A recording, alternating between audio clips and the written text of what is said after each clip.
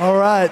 Thanks, Chris. First of all, I'd like to thank all the organizers who put this together and thank everybody for coming out today.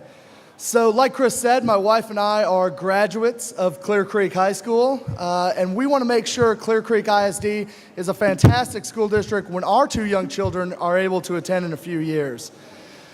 The majority of your property tax goes to the school district. No matter where you live, the school district eats up the largest percent of that budget. We need to have those school districts be high-performing, cost-effective organizations. The first thing that we need to do is establish local control in those school districts and not just have those school districts merely controlling the locals. The first part, thank you. The first step to establishing local control is transparency. Now, transparency has become kind of a political buzzword that every 2 years politicians trout out, and both sides of the aisles, they throw around ways to be transparent.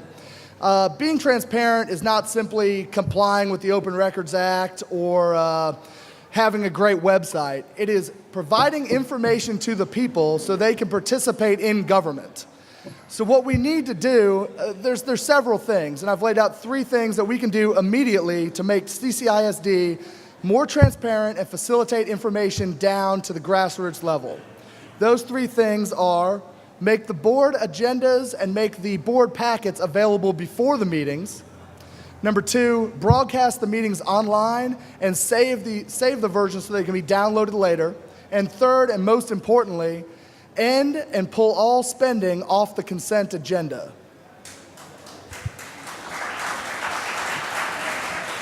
All right. Board members receive a large packet of information before every meeting. They know everything that's going to go on in that meeting. All that information is supplied.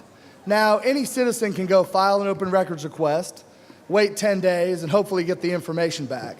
But during that 10 days that you filed to get that information, the meeting has already happened.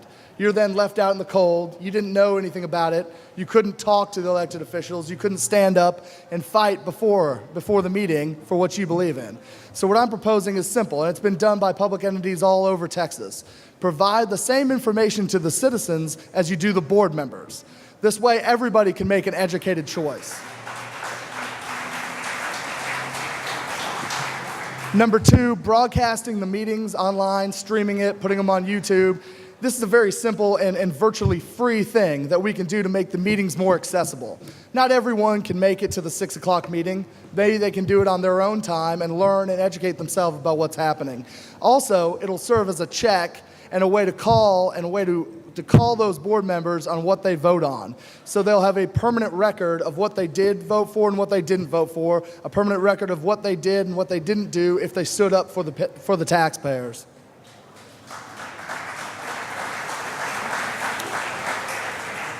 Lastly, and most importantly, CCISD has had a terrible reputation of putting major spending items on the consent agenda. And for those of you who don't know what the consent agenda is, it's a part of the meeting at the very beginning in which routine things should be handled. Approving last week's board minutes or accepting committee reports. However, just in the last meeting, CCISD spent $6.1 million on the consent agenda with no debate, no reading of the items they were spending on, no dollar amounts associated on it, and all they simply did was a yes or no vote, and they passed $6.1 million. And to give you an idea of what $6.1 million represents at Clear Creek, that is 15% of their actual discretionary budget. So they spent 15% of their discretionary budget without ever telling the taxpayers what it was, without ever reading the amount that's on there. So I can make this pledge to you. If elected, I will pull every single spending item off the consent agenda and make people vote yes or no on each individual item and let the people know exactly how much those things cost as they're being voted on.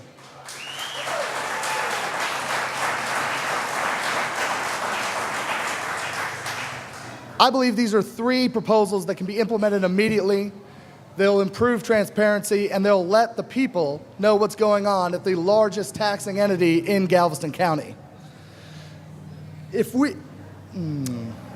important that we stay involved. Our opponents are involved in education. They know how important it is, not only because it's the largest taxing entity in most areas, it is also the people that educate the future citizens, our children, and the future voters of this country.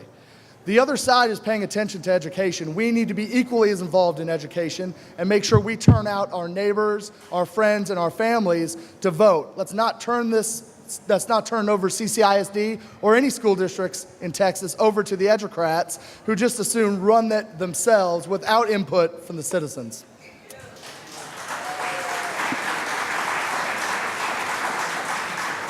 I really appreciate all of your time, and I encourage you to go out and vote on May 11th, and early voting starts April 29th. Thank you very much.